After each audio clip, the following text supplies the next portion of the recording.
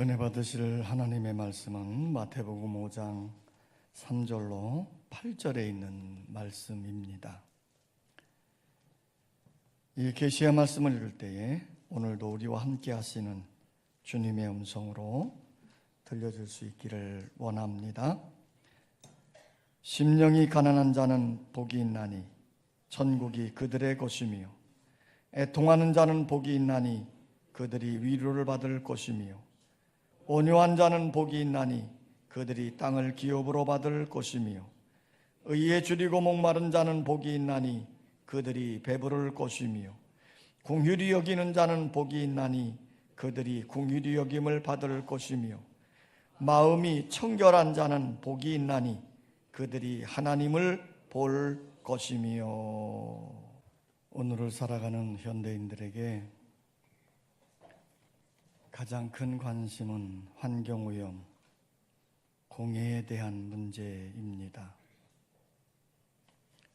요즘은 미세먼지나 오염된 공기에 대해서 신경과민증에 걸릴 정도로 예민해 있습니다. 어떻게 하면 깨끗한 공기를 마시고 깨끗한 물을 마시며 깨끗한 음식을 먹을 수 있을까? 누구나 다 큰 관심을 쏟고 있지요. 청결, 깨끗함, 이것은 그 사이의 문명의 척도라고도 합니다. 그리고 그 사이의 청결함을 살펴볼 수 있는 가장 좋은 방법은 그곳의 쓰레기통과 화장실을 들여다보는 것이라고 합니다. 그래서 오늘의 사회 구조는 겉모양을 깨끗하게 하는 일에 매우 익숙해져 있습니다. 그래서 누군가는 이렇게 말했습니다. 현대 문명의 특징은 거칠의 문명이다. 예수님 당시에도 거칠애를 참 좋아했습니다. 이 유대인들은 마음보다 거칠애에 더 신경들을 썼지요. 그들은 깨끗한 음식과 부정한 음식을 엄격하게 구별을 했고, 또 어쩌다 부정한 사람을 만나거나 부정한 장소에 갔다 오게 되어지면 반드시 손을 씻고 옷을 빨아 입었습니다. 유대인들이 이렇게 손을 씻고 옷을 빨아 입는 것은 청결하게 함으로 위생적인 것을 도울 뿐만 아니라 더 나아가서 종교적인 의식적인 문제도 포함이 되어져 있지요. 어느 날 예수님의 제자들이 손을 씻지 않고 음식을 먹었습니다. 이것을 바라보았던 바리새인이 예수님을 비난하는 것이에요. 당신의 제자들은 유전을 지키지 않고 손을 씻지 않은 채 음식을 먹습니까? 그러면서 따져드는 거예요. 이에 대해서 예수님이 이렇게 말씀을 하셨습니다. 입으로 들어가는 것이 사람을 더럽게 하는 것이 아니라 입에서 나오는 그것이 사람을 더럽게 하는 것입니다. 이 말씀을 듣고도 깨닫지 못하는 그들을 향해서 예수님은 덧붙여 이렇게 말씀했습니다. 입으로 들어가는 모든 것은 배로 들어가서 뒤로 내버려지는 줄 알지 못하느냐? 입에서 나오는 것들은 마음에서 나오나니 이것이야말로 사람을 더럽게 하느니라. 마음에서 나오는 것은 악한 생각과 살인과 간음과 음란과 도둑질과 거짓 증언과 비방이니 이런 것들이 사람을 더럽게 하는 것이요, 씻지 않는 손으로 먹는 것은 사람을 더럽게 하지 못하느니라. 이렇게 말씀을 하셨습니다. 예수님은 환경의 오염보다 더 심각한 것은 마음의 오염이라는 겁니다. 예수님은 마음의 오염됨을 지적하고 있는 것이에요. 더 나아가 거룩한 척 의식하는 바리새인들을 향하여 해칠한 무덤 같다고 책망을 한 것입니다.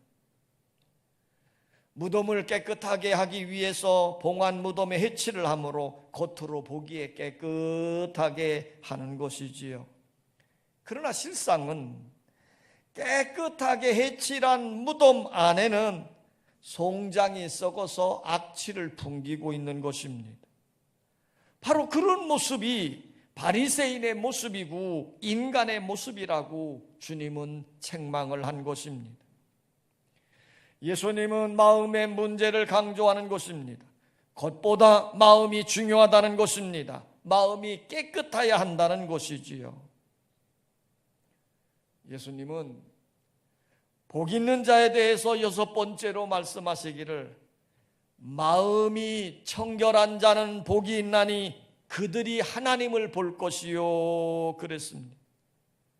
마음이 청결한 자가 복이 있다는 말이에요. 마음이 문제라는 겁니다. 예수님은 유대인의 정결규례에 대해서 겉의 정결보다 마음이 정결해야 된다고 말씀을 합니다. 마음이 무엇일까요? 마음은 인간 인격의 중심이고 지적, 감정적, 의지적인 요소가 합쳐진 것, 이것을 성경은 마음이다 그랬습니다.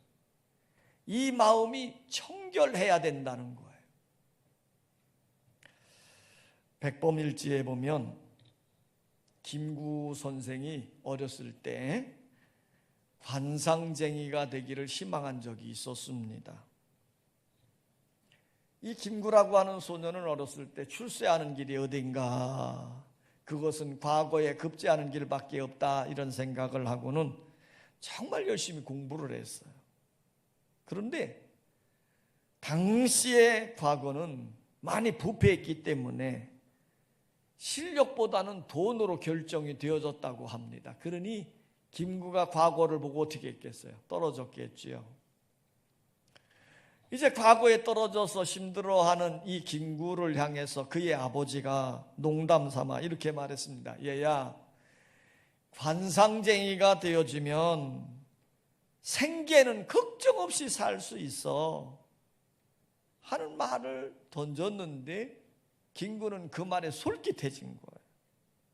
그래서 이 김구가 관상에 대한 책을 사다가 열심히 공부를 했답니다. 그러고 난 다음에 그 관상책에 나오는 대로 먼저 자기의 관상을 살펴본 거예요. 그랬더니 세상에 자기의 관상이 천하의 불길하고 흉한 상이었답니다. 기분이 더럽게 나빴지요. 내 관상이 이 지경인데 남의 관상을 봐서 무엇할꼬 하는 생각이 들어서 다 포기하려고 했답니다. 그런데 그 책의 마지막 한 줄의 글이 결정적으로 김구 인생의 방향을 바꿔 놓은 거예요. 이런 글입니다. 관상은 신상만 못하고 신상은 심상만 못하다. 자, 이 뜻은요, 얼굴이 잘생긴 관상은 몸이 튼튼한 신상만 못하고 몸이 튼튼한 신상은 마음이 순전한 심상만 못하다, 그런 뜻이에요. 그래서 백범 김구 선생은 어떻게 내가 좋은 심상을 가질 수 있는가 그러면서 그 책을 계속 읽고 또 찾아보고 뭐 이러다가 심상은 마음먹은 목표에 따라 달라진다, 이런 결론에 도달하게 됐습니다. 그래서 김구는 이렇게 다짐을 했대요. 그래, 내 삶의 목표는 불행한 내 조국과 민족을 구하는 것이다. 이것이 백범 김구 선생이 애국의 길로 들어서게 된 계기였답니다. 인생의 삶은 마음먹기에 달려있다, 이런 뜻이지요. 오늘 예수님은 이렇게 말씀합니다. 마음이 청결한 자는 복이 있나니 만약에 예수님이 얼굴이 아름다운 자는 복이 있나니 관상이 좋은 자는 복이 있나니 이렇게 말씀을 하셨다면 얼마나 많은 사람들이 낙담했을까요? 만약에 예수님이 신체가 날씬한 자는 복이 있나니 신상이 좋은 자가 복이 있나니 라고 말씀을 하셨다면 얼마나 많은 여성들이 비관했겠습니까? 그러나 예수님은 이렇게 말씀했습니다. 마음이 청결한 자는 복이 있나니 그들이 하나님을 볼 것이요. 따라서 합시다. 마음이 청결한 자가 복이 있다. 자, 그러면 이 청결, 마음이 청결하다 그런데 청결이란 뜻이 무엇일까? 첫째는 이 청결이란 깨끗하다 그런 뜻이에요. 헬라어로 이 청결이란 단어는 카타로스 이런 단어를 썼습니다. 이 말의 뜻은 더러워진 것들을 불로 태워서 흔적도 없어진 상태, 이런 모습. 때묻고 더러워진 옷을 세탁해서 깨끗하게 만든 상태, 이것이 청결이란 말이에요.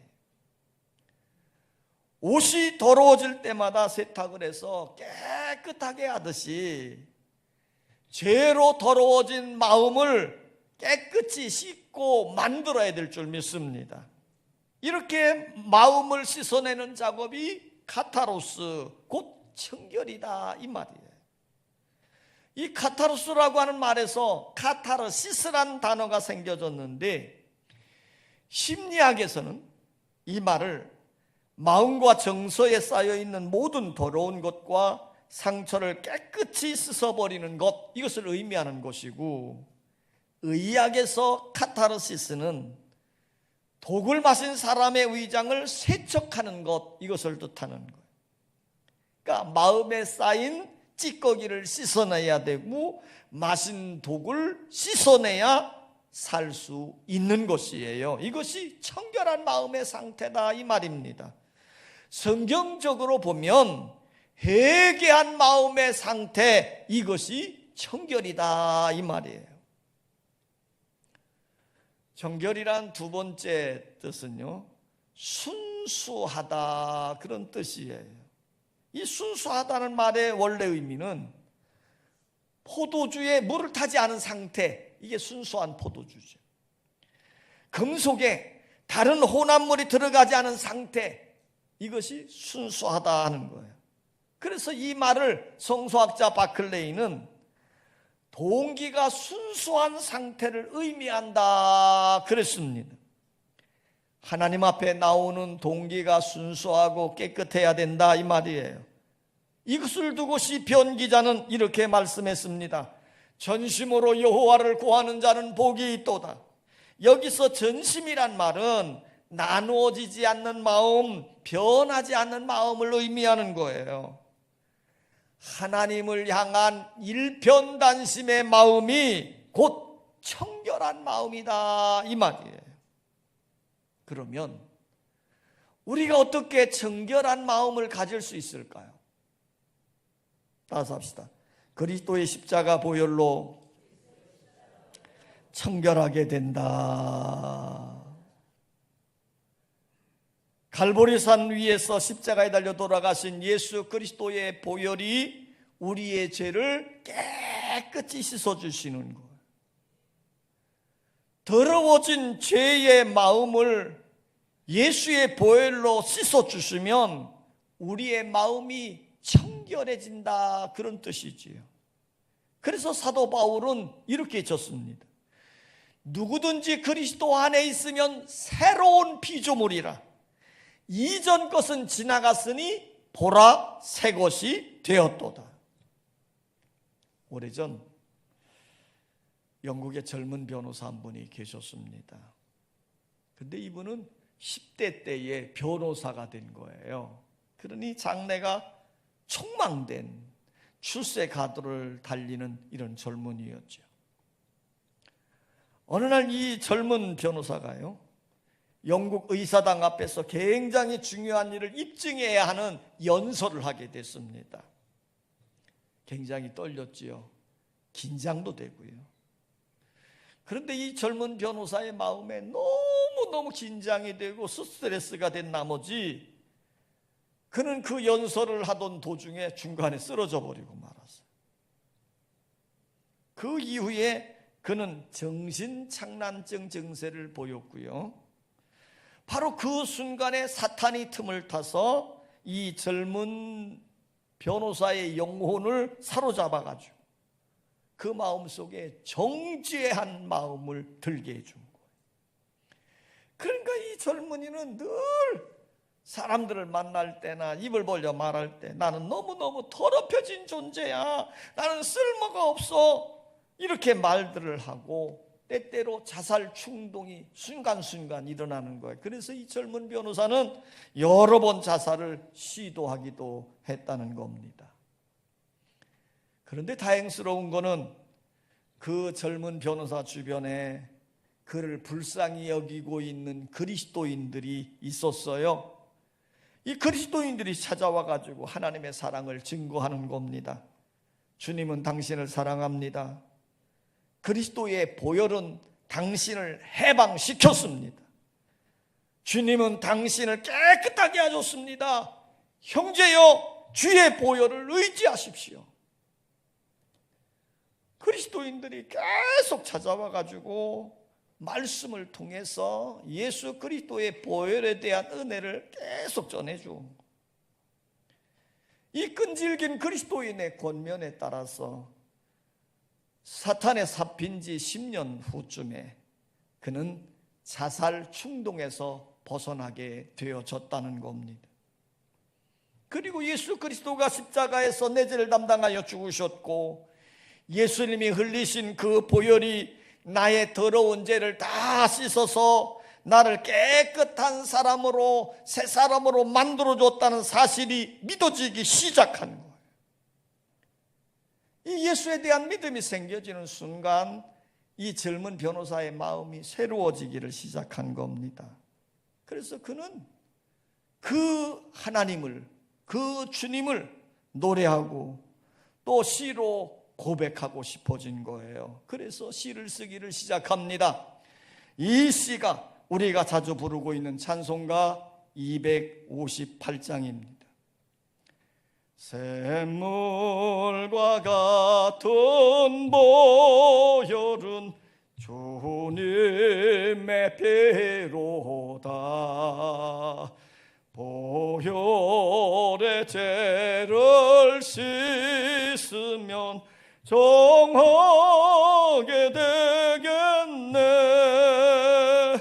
정하게 되겠네.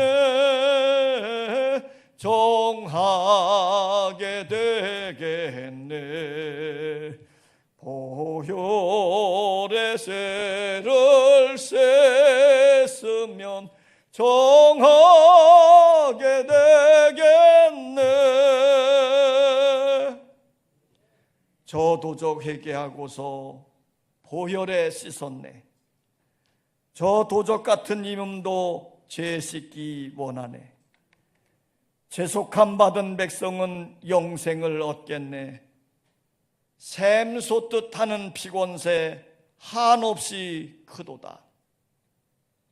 윌리엄 카우퍼라고 하는 유명한 변호사의 간증이지요. 그는 십자가 앞에서 거룩한 보혈로 죄 씻음을 받았습니다. 그는 성경을 읽다가 스가랴서에 이르렀을 때 스가랴 13장 1절 읽다가 그의 영적인 눈이 확 열려진 거예요. 그날에 죄와 더러움을 씻는 샘이 열리리라. 자, 이 샘이 무엇일까? 그는 생각을 하다가 그렇지, 십자가에 달리신 예수 그리스도, 거기 골고다 언덕에 흘리시던 그분의 보혈, 그 보혈이 내 더러운 죄를 다 씻으셨다, 이 사실을 깨닫고 믿게 된 것이지요. 그 순간에 그는 죄에서 해방되었고요, 그를 정죄하던 모든 곳에서 자유하게 되어진 겁니다. 그 마음에 새로운 마음이 임한 거지요. 그래서 그는 주님을 찬양하기 시작합니다. 날 좋게 하신 피 보니 그 사랑하옵네. 살 동안 받는 사랑을 늘 찬송하겠네.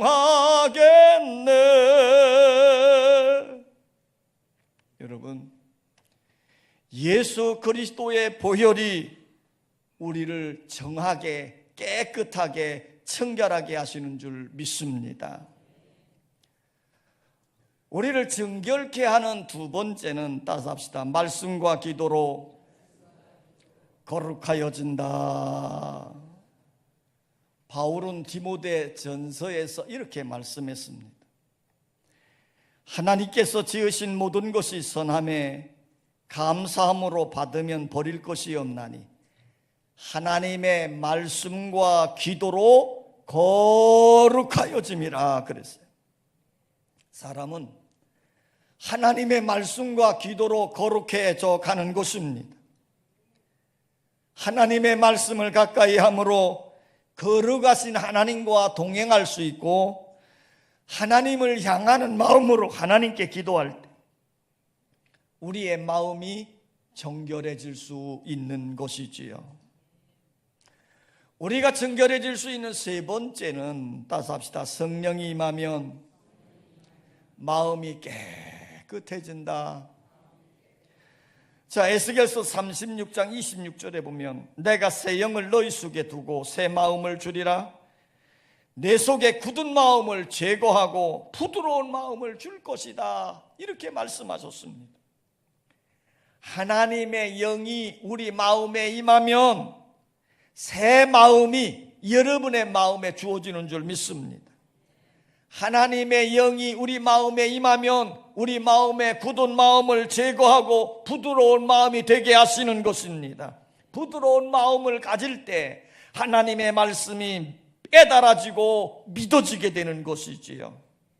여러분, 하나님의 영이 함께할 때 여러분들은 하나님의 뜻을 깨닫게 되고 그 하나님과 동행하며 살게 되는 줄 믿습니다.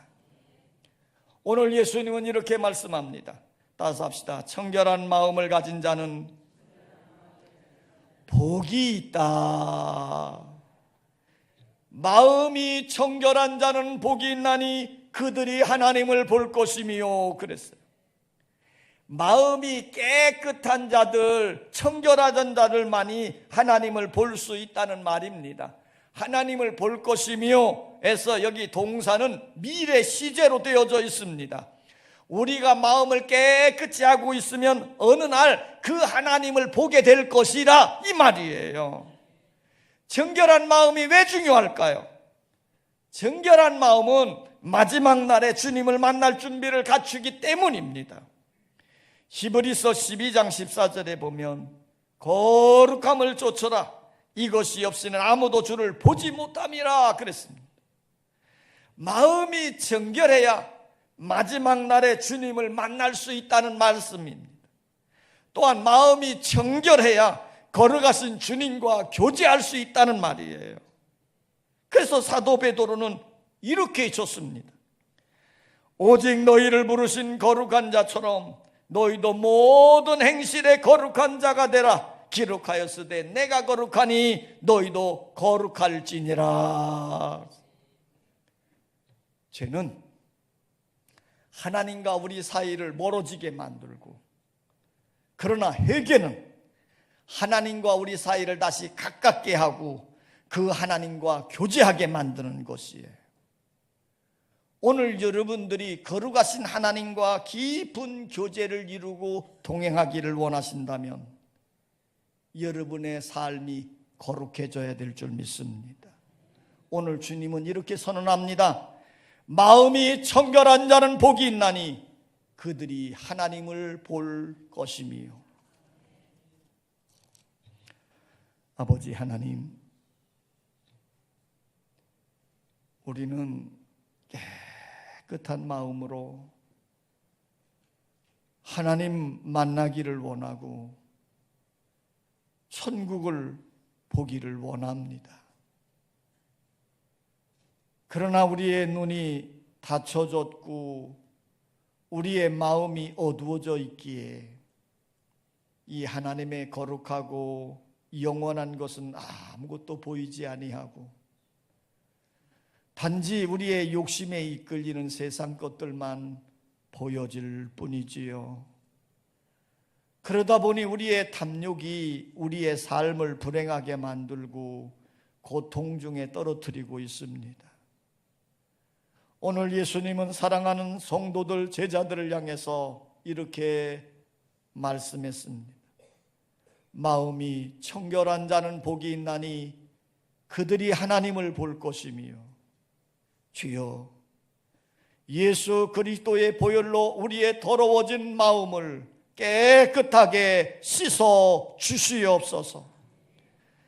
청결하고 깨끗한 마음으로 하나님의 바라보게 하시고 하나님의 말씀을 듣게 하여 주시고, 그래서 하나님의 선한 뜻을 깨닫고 그분과 친밀하게 동행하는 은혜로운 믿음의 삶을 살게 하여 주시옵소서.